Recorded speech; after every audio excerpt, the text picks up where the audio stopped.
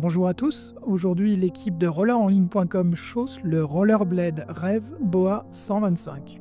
Il s'agit d'un modèle de longue distance en 3 x 125 mm. C'est le successeur du E2 Pro 125 qui a lui-même remplacé l'Endurace. Le Rev Boa 125 possède un look sobre et racé à dominante de noir.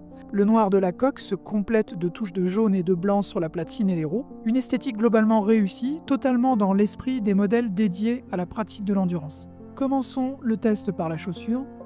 A l'inverse de ses prédécesseurs, le Rev s'est débarrassé de son cuff démontable. On revient à une conception plus classique de patin mono-usage. La semelle carbone offre une belle finition. Sa partie inférieure possède des renforts visibles sur le pourtour de la semelle pour accroître la rigidité. Deux ventilations sont creusées sous la voûte plantaire, un bon point pour l'aération, mais également la certitude d'avoir les pieds trempés si vous venez à patiner sous la pluie. La structure supérieure est assez montante et enveloppante autour de la cheville.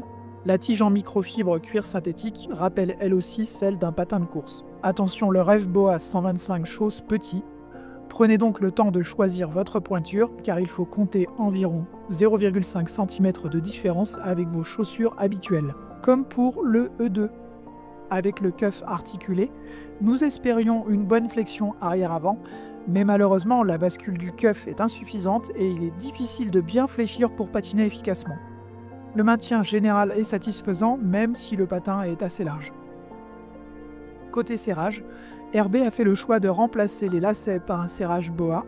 Prenez le temps de bien réajuster tous les œillets la première fois que vous chaussez.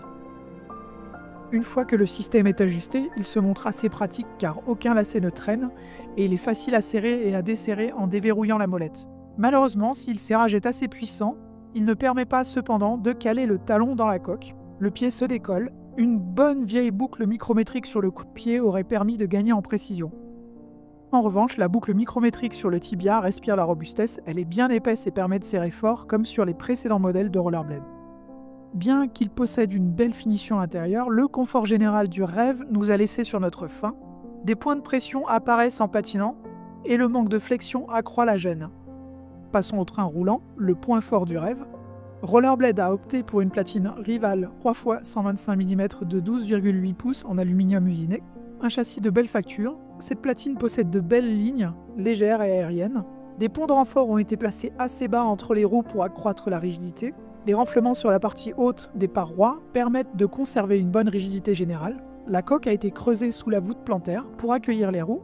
Ainsi, la platine est assez basse et assez longue et donc plutôt stable. Elle conviendra mieux à des personnes de plus de 1,75 m et avec une grande allonge.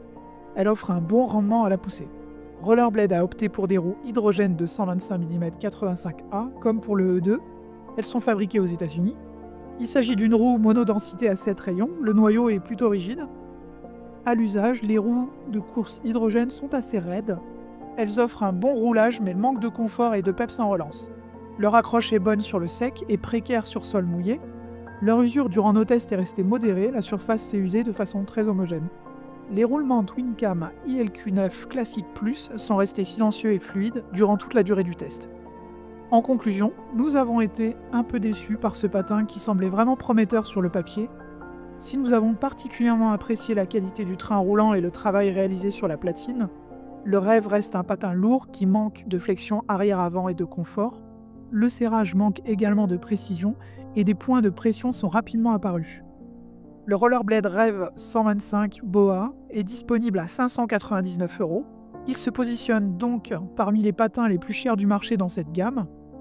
Il existe des patins plus performants et moins chers chez les concurrents, prenez donc le temps de comparer. Cette vidéo vous a plu, n'hésitez pas à vous abonner à notre chaîne et à faire un don pour soutenir l'association rollerenligne.com.